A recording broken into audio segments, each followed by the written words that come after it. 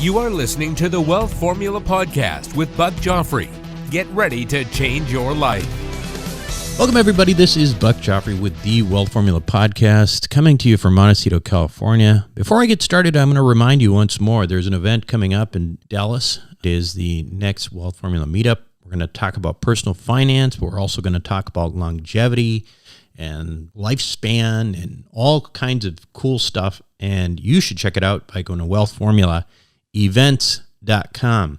Now, today's show is really interesting. Okay, I'm kind of excited. We've been, talking a lot of sort of macroeconomics and that kind of thing. And sometimes, it's nice to bring it home and make it a little bit more exciting again. So let's start with this question. Now, let me ask you this. Have you heard of this financial independence, retire early movement? They call it the FIRE movement. Well, the movement is defined by extreme frugality and then extreme savings and investments and in hopes of retiring early and living on small withdrawals of accumulated funds, right? So the general rule of thumb is to live only on about 30% of your income and invest the rest. So say you make $300,000 per year and you're in a tax bracket of 40%, you'd be living on about $54,000 per year. That's less than $5,000 per month per year after taxes, in hopes of retiring a few years earlier. Now, you certainly could not do that where I live. I mean, I'm sure there's places, in the country where you could, but I don't know that there's a place in the country where you could and have much fun. So with these people, there's nothing special about the way they're investing. They tend to be very conservative in terms of traditional ETFs and, hope that the markets will keep going up and then they can retire a little bit earlier and then live on 3 to 4% withdrawals for life at some point. So what's particularly interesting to me about this movement, and so physicians have gotten really into this because of some of the financial folks in that space. And it's kind of ridiculous, though. I find they have become militant FIRE people, and they often mock other physicians with nice cars, nice homes. And I got to just tell you, it's so weird to me. It is so weird. Like, what kind of age do we live in where, physicians mock other physicians for driving Teslas and things like that I hear about? It's kind of nuts. So anyway, FIRE. Should you consider this lifestyle? Well, personally, I would not. It doesn't sound like a lot of fun. And frankly, the militant FIRE people don't sound like much fun either. So I don't think I'll be hanging out with them anytime soon. But what's funny is, to be clear, I actually invest probably about 70% of my income per year. But that's because I make a lot more money than I need to have fun. It's not because I'm not having fun. But in reality, I think that that's kind of what people ought to be striving for is making sure you have fun and living somewhat balanced.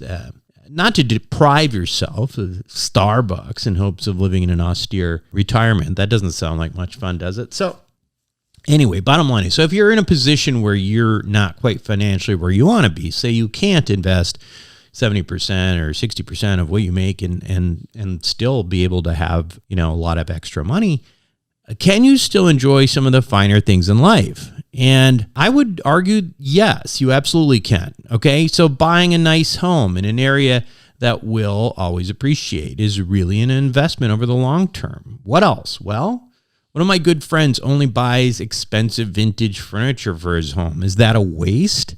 Well, actually, he bought some 5 years ago that's gone up significantly in that period of time. And this is the same friend of mine who's made a killing on buying and selling vintage cars and really cool stuff, like Ferrari Dinos and things like that, gull wings. My friend, the same friend that I'm talking about who's local, has really helped me to understand this concept of living and enjoying the fine things in life today and actually profiting from them. So it's really quite genius. Bottom line is that if you can enjoy something really nice and effectively not lose money over time, you're winning. And in many cases, you're going to end up making money, and you can never do that by buying IKEA furniture. You can never do that by buying like a shitty little car. You just can't do that, right? It's just not going to work. You are buying something that will depreciate to nothing. So I've been talking about, Dinos and gull wings, really expensive stuff, but can you do the same if you don't have that kind of money? Can you buy cars and watches you want and potentially make some money or at least not lose it? Today, my guest on Wealth Formula Podcast is PJ Gadini. Now, PJ, I have to tell you, I just find this really fascinating, and he's basically made an entire business platform on the concept of, buying things that you can enjoy today and actually not losing money. And if you think about this is not only a fun way to live, I think, but it's also like actually you're going to end up saving money in the long term because you're not going to end up just buying stuff that goes to, that makes you lose 70% of its value over just a few years. Anyway, that is who we have on the show today, and this is a great conversation that we will have for you right after these messages. Welcome back to the show, everyone. Today, my guest on Wealth Formula Podcast is PJ Gadini. He is a self-made entrepreneur, philosopher, author, and creator of the wealth transfer methodology. I was particularly taken by PJ's businesses that he's created around essentially enjoying your life now, being able to buy things you want, and essentially either make money or not lose money, which is, I think, a really, really fascinating concept and one that people should really consider. Specifically, he has a few different platforms called Secret Entourage, Exotic Car Hacks, and Watch Trading Academy. PJ, welcome to Wealth Formula Podcast. And I appreciate you having me on. Yeah, man. So how did you give us a little bit of background? Because, I think this is something actually that I've only recently, this concept of sort of living and enjoying the things that you want and feeling like, okay, you can do this by not just being an expense on your balance sheet, that it can actually be an asset. Where did you get this from? I mean, is this always something the way you always thought or what? No, I mean, think about it. Isn't that the whole purpose of buying a home, right? We get to enjoy our home. We live in it. And then when we go to sell it and we want to upgrade to something, there's some result out of that ownership, even though it wasn't intended. It was like, hey, I just bought a house because I really liked it.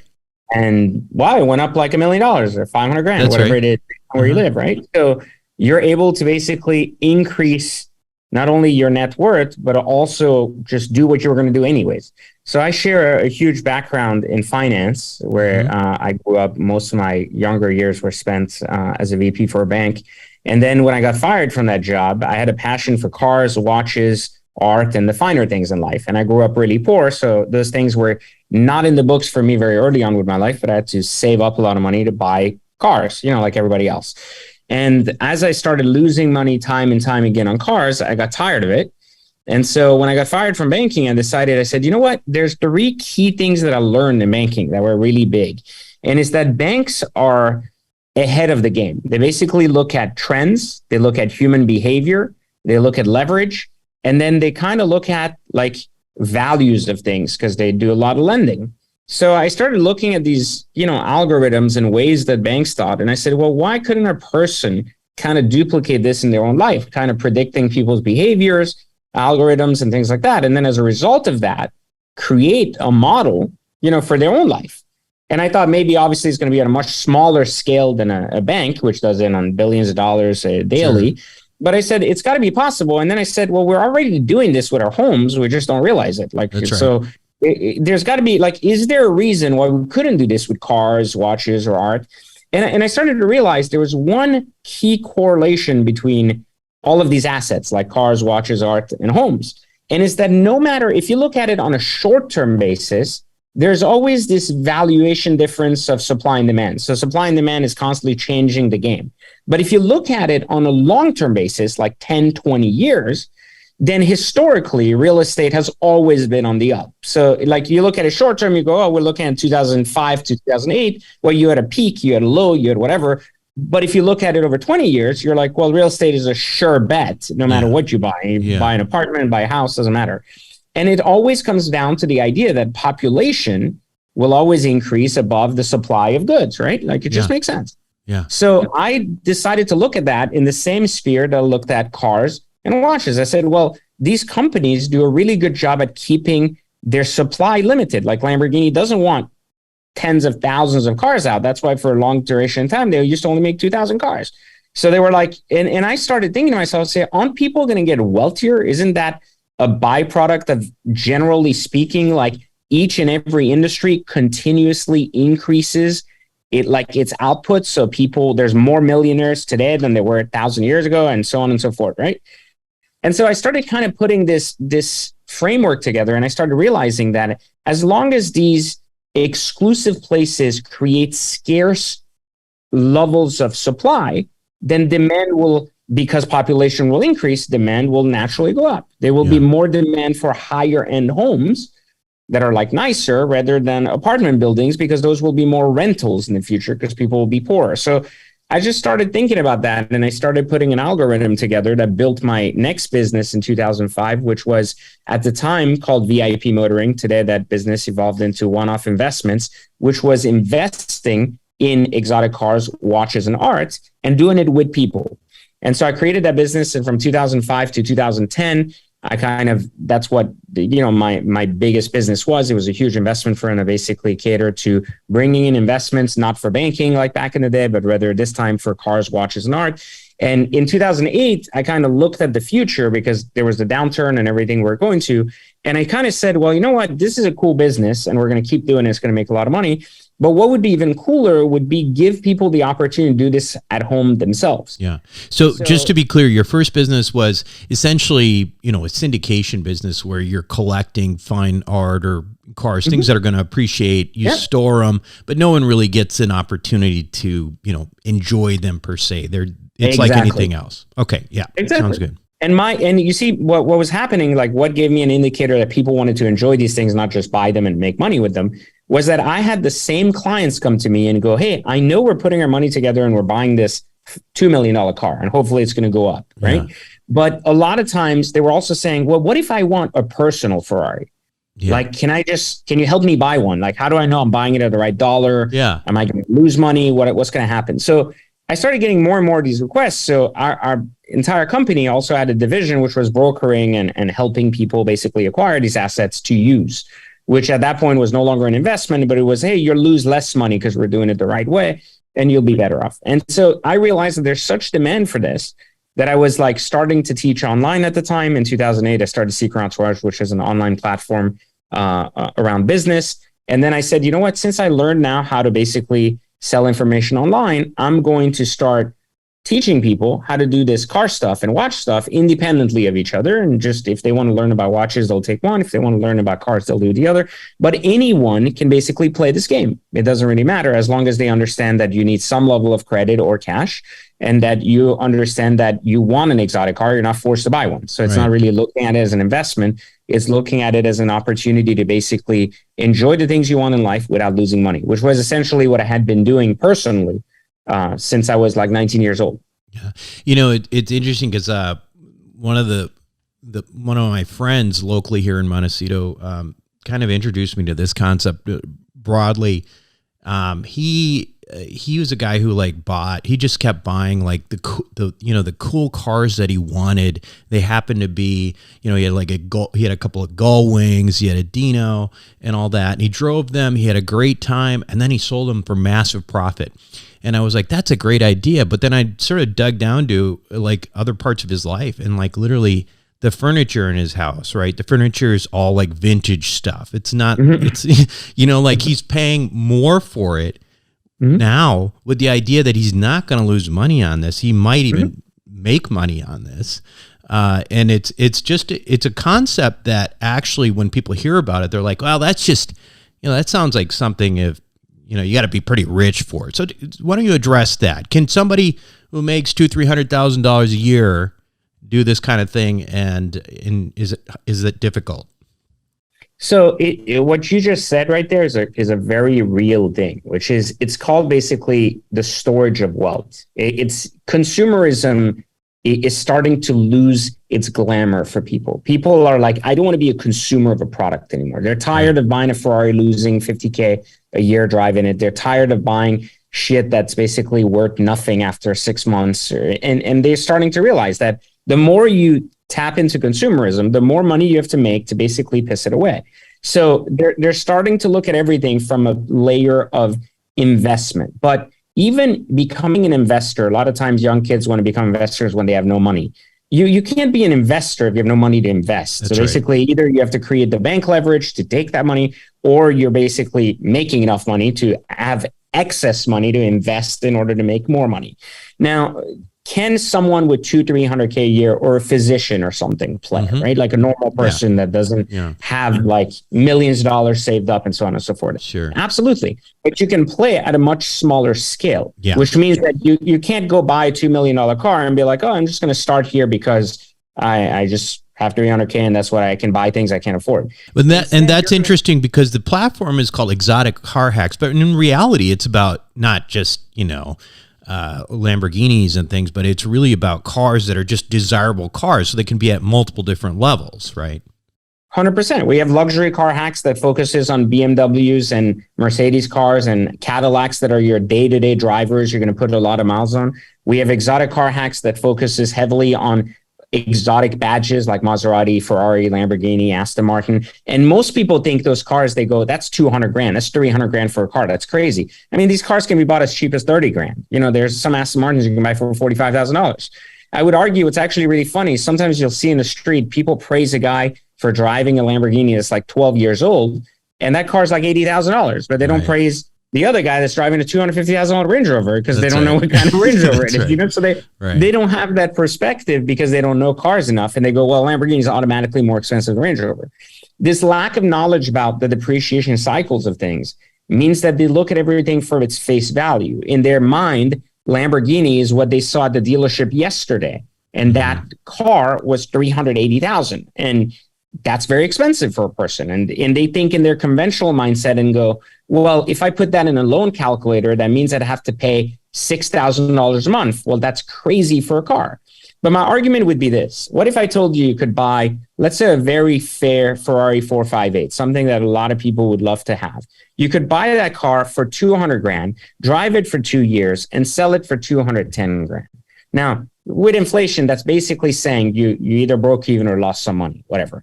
But what it really means is that you were able to drive this car for 2 years and enjoy it without really having a heavy cost of burden of loss by having it.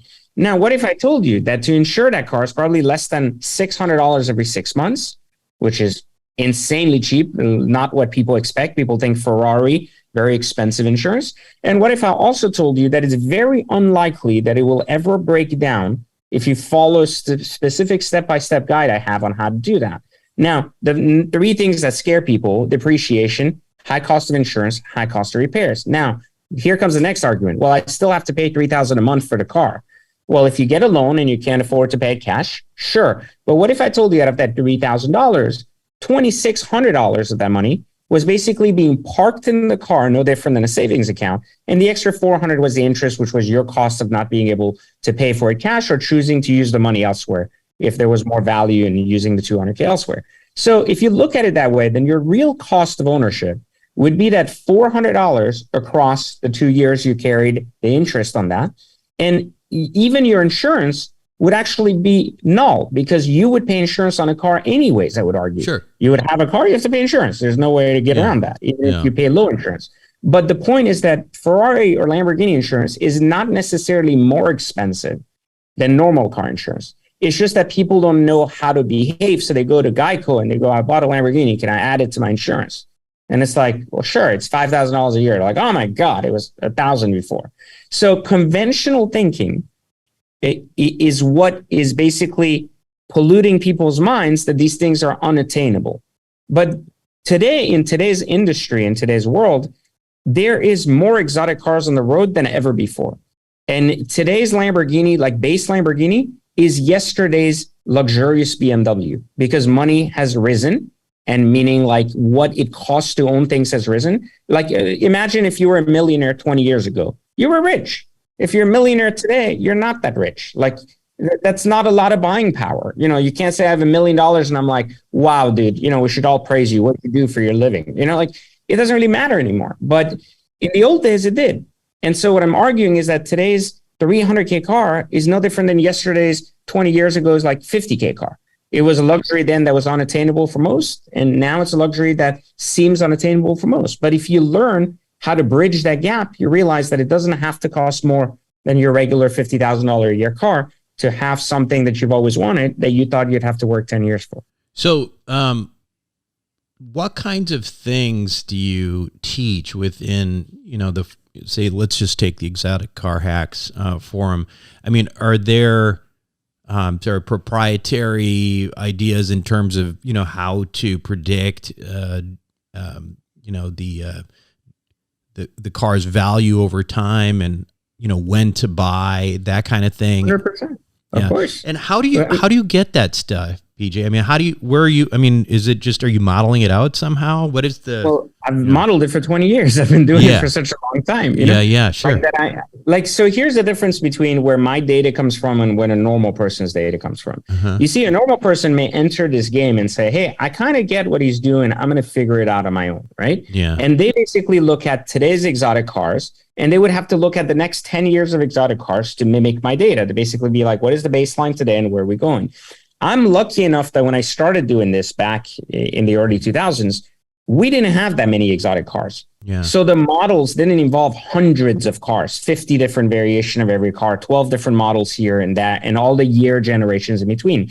So I grew up modeling this with a limited number of cars that was very easy to model, and then expanded as new models came on the market.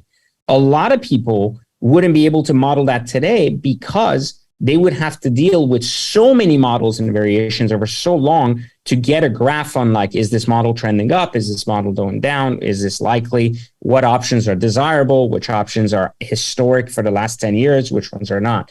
But all of that knowledge is basically what I've documented since the early 2000s, because I used to do this for investors, and then I did it for myself as I got richer to my own car collection today. Sure. But the main thing that I try to share with people is that all this knowledge and has an actual pattern to it. And these two patterns are called my wealth transfer methodology, as well as my bottom cash value methodology, to know what the bottom dollar is that something is worth based on what it is, its year, mileage, etc., and being able to understand that anything above that purchase price is your risk exposure. Anything below that is literally guaranteed cash. So it's almost like saying, if you looked at the wholesale value of a home and you said, if I was going to go to one of these trashy places that says we buy your home for any dollar, which would be a low bottom of the low ball number that you would get, what would that number be? What if you could predict that number for every car on the market? Sure. And if you have my algorithm, you can do that. So then it helps you then make a decision on, instead of saying, can I afford a 200K car? You ask yourself, can I afford a 200K car? But really, can I afford to lose $7,000 this year? Yeah. And if the answer is yes, then you might say, well, 7K is not that scary. 200K might be a scary loss, but 7K is doesn't really matter. Right, exactly. It's a cost of, having some fun too. Exactly.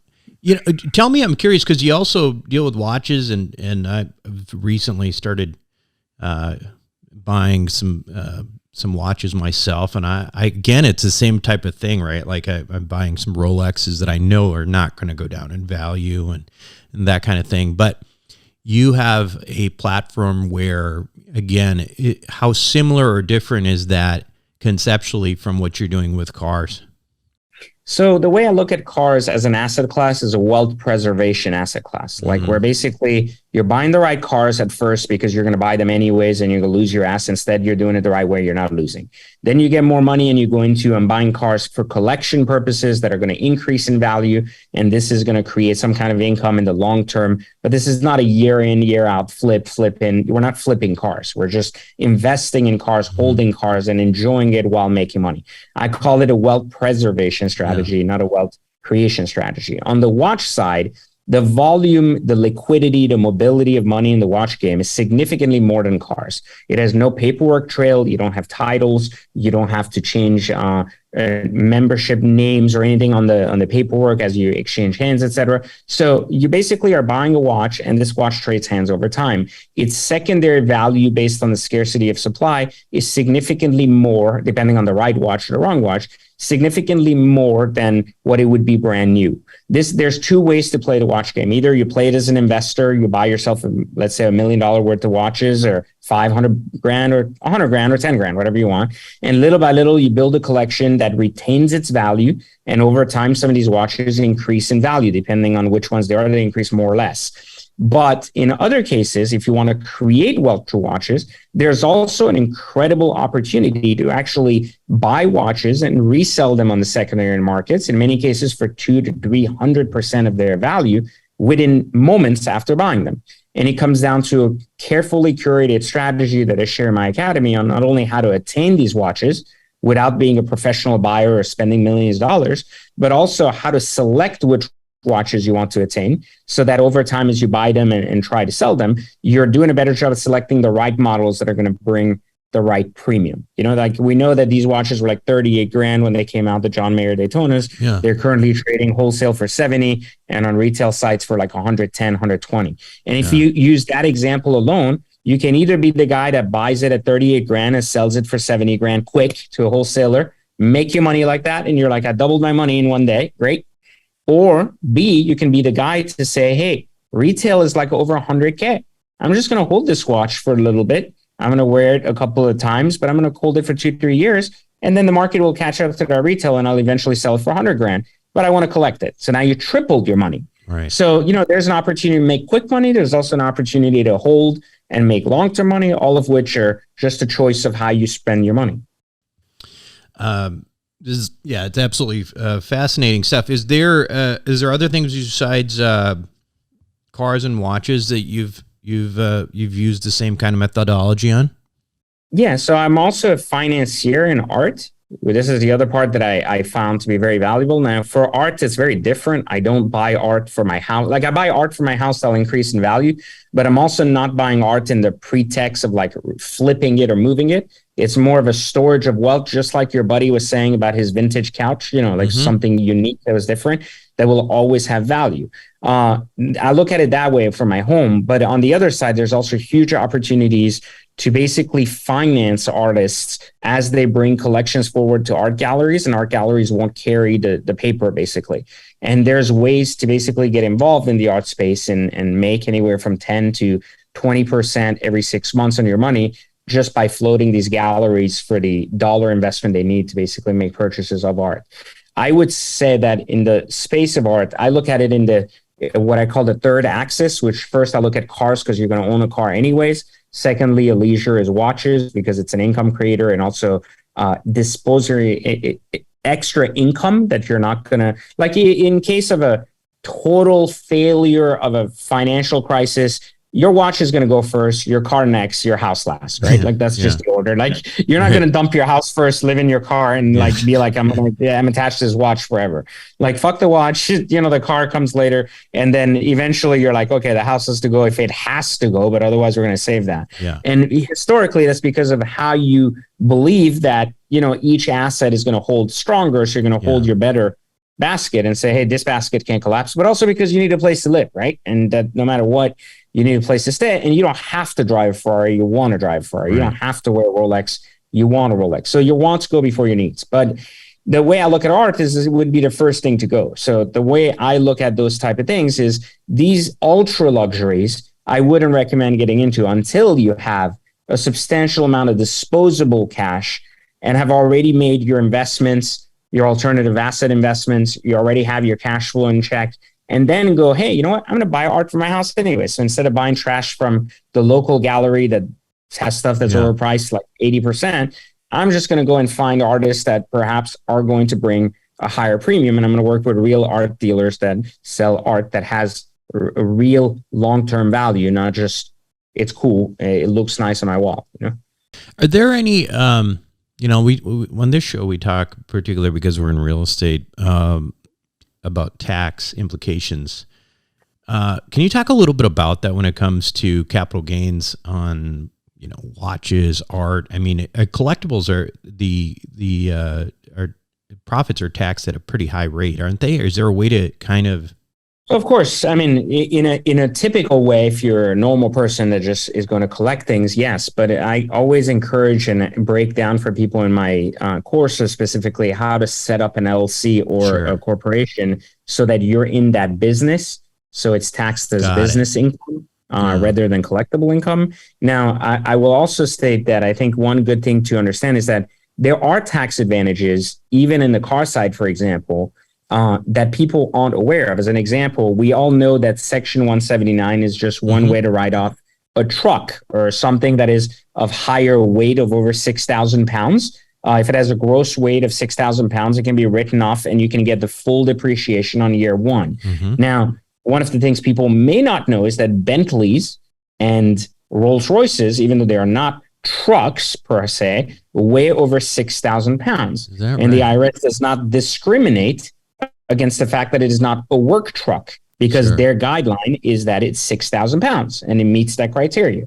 And if something is 6,000 pounds and meets that criteria, then it can be written off the same way. So I would argue that having a $400,000 write-off on a Rolls Royce is not only a more exciting write-off than a work truck or having 12 trucks in your home for no reason, but also something that you wanted to do anyways. So now your go-to-work car is a Rolls Royce two-door or convertible, whatever you want it to be, but it's over 6,000 pounds and it qualifies for the same type of depreciation that your Section 179 would account for.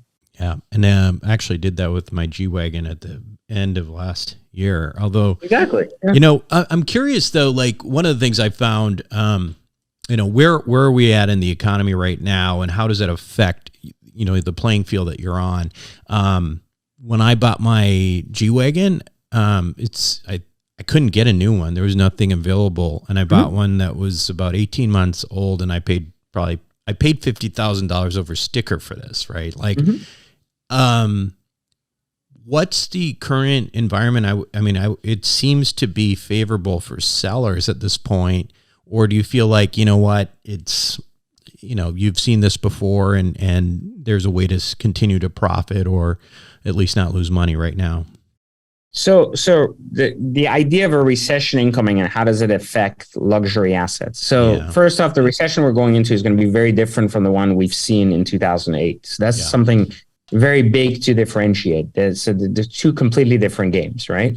Secondly, I think there's one very big piece of the pie here to understand is that in 2020, when we went into a mini recession right before COVID, when states were closing down, I told everybody, buy real estate, buy cars, buy watches. Everybody said, are you out of your mind? Even my dealer buddies who had been in business 10 plus years looked at me and said, you're crazy. You got to be out of your mind. Like everything's going to be on discount the next 3 months. We're going to buy stuff dirt cheap. And I said, buy it right before they close down. So I took a crazy like multi-million-dollar bet in a bunch of assets. They said I was out of my mind. They were going to buy those from me really cheap. Country reopened 6 months later. I basically sold the same assets to the same guys for 50 to 70% higher than what I basically had paid for them.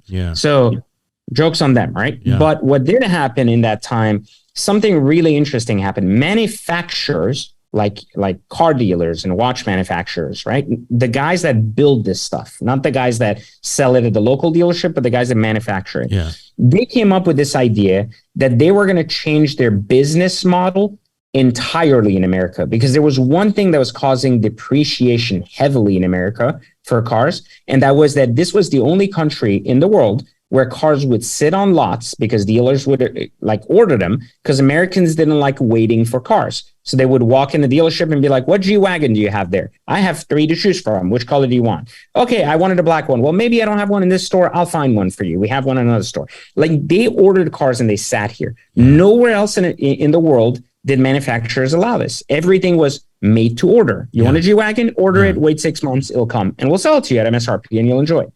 This model shift, because supply was going to get strained, they blamed COVID to switch their entire business model in America. And they realized 2 things. By doing that, they maximized their profit, not the dealerships. And they realized that they literally cut their costs because they didn't have to furnish these dealers with a ton of crap to sit on their lots that would get discounted later. When the dealer lost this power to discount product at a heavy dollar, it stabilized the depreciation schedule of other cars. One, it made used cars more valuable because people said, well, I don't want to wait 6 months Cool. Pay a premium, 50K over sticker. You can have it right now. You don't have to wait 6 months and order one. So someone said, well, great. So, but something interesting happened then. I called it too, because in 21, people told me, should I buy G-Wagons? Should I buy Lamborghini Ursas? Should I buy some of these cars? Because they're asking me for 100 over, 200 over. I don't know if I should do it. Is it going to stay this way? What's going to happen? And I said, some of these cars are going to collapse hard. And this is based on the very simple principle that when supply continues to come, you have a 19 G-Wagon, you have the same 20, 21, 22, and 23. Now you have 5 years of G-Wagon that are going to pile up in the used market. Pricing has to come down. Mm-hmm. Now you have a limited edition McLaren is running only, let's say, 500 units over 2 years. And you're asking me if you should pay 200K over for that. I would argue once those 500 cars are gone, there's no more cars coming. So these cars are valuable until 5 years later when the next McLaren model is announced. So you have a 5-year gap where 200 over may not be a bad deal. You know, it might actually be, okay, the next guy will pay me 200K over. So it doesn't matter if the price is 500, 700, or a million, as long as you get the million back, right? It doesn't make a difference. Right. So the argument was not all cars are made equal. And over the last 2 years, people believe they basically figured out my methodology because anything they would buy would be worth more money. You know, they were like, well, I just figured it out. I'll just buy anything. It'll just go up. But now when things started coming down a little bit because liquidity left the market based on what happened over the last 6 months in the stock market, in the crypto markets and all that, people started realizing like, wait, my car's worth like 70K less. I'm like, yeah, like I told you not to buy that car.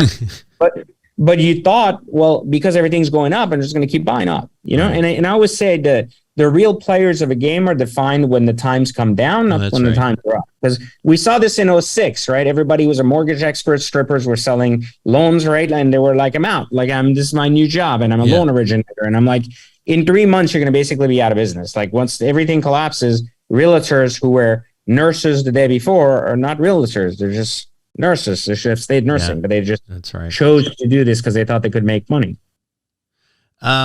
This stuff is actually, this is really fascinating stuff, and I want to make sure we, and I'm personally signed up for the exotic cars, but now I'm thinking about signing up for your watches one too. Tell everyone how they can get involved if they want to check out some of your stuff and the different things they can check out, just as a reminder. So I teach a lot of things. My main teaching comes around my 3 books on human consciousness. And I have my platforms like Exotic Car Hacks. And I also have my platform like Watch Trading Academy. You can learn on all of that just by going to learnfrompj.com. It's a really simple site where I have everything laid out for you. And you can pick your poison that you want to learn how to basically get through cars, or that you want to make money with watches, or that you want to establish better business skills. Doesn't make a difference. All of them are available right on that page. Cool, man. Well, thank you so much for joining us on Wealth Formula Podcast today. I appreciate you having me on, and best of luck to everybody. We'll be right back. Welcome back to the show, everyone. I want to start by saying I think what PJ is doing is really cool. I did sign up for his exotic car platform, and I actually haven't started it yet, but I've got some guys in our group actually who are, following some of his stuff, and they are really enjoying it and actually kind of living it. So listen, at the end of the day, PJ's got an online business. There's going to be a lot of sales involved. So if you get involved, just be aware of that. I don't benefit from any of it. I just think it's kind of a really cool concept. And, personally, I'm kind of looking forward to digging in on the cars and watches myself. So anyway, if it makes sense, go ahead and check out his platforms. One last thing I do want to remind you, if I have not reminded you recently, of this event that's coming up, the Wealth Formula Meetup in Dallas, October 7th and 8th, and I really would love to see you there. This is going to be really cool. It's personal finance, but also health, longevity, that kind of thing. Go to wealthformulaevents.com. That's events with an S. And hopefully I will see you there. That's it for me this week on Wealth Formula Podcast. This is Buck Joffrey signing off. Thank you for listening to the Wealth Formula Podcast. Visit us on the web at wealthformula.com. The information contained in this podcast are opinions, not fact. As always, consult your own financial team before making any investment. See you next time.